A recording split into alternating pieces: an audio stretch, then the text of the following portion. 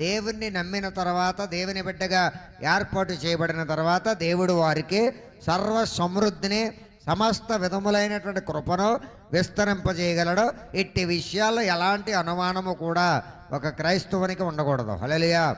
తను చేపట్టిన ప్రతి పనిలో, తను చేసేటువంటి ప్రతి పనిలో, చదువులో, జ్ఞానములో, ఉద్యోగములో, ఏ విషయంలోనైనా సమస్త విధములైన కృపను విస్తరింపజేయగలిగిన, సర్వశక్తి కలిగిన, సర్వ సమృద్ధి కలిగిన దేవుడు మనకున్నాడని ఖచ్చితంగా విశ్వసించాలి. ఎందుకంటే దేవుడు విశ్వాసికి పరిపాలకుడుగా ఉన్నామంటే దేవుని పరిపాలన క్రిందనే ఉన్నావు.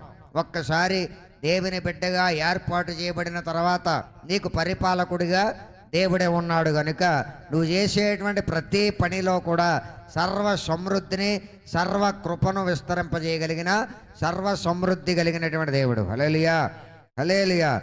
ఒక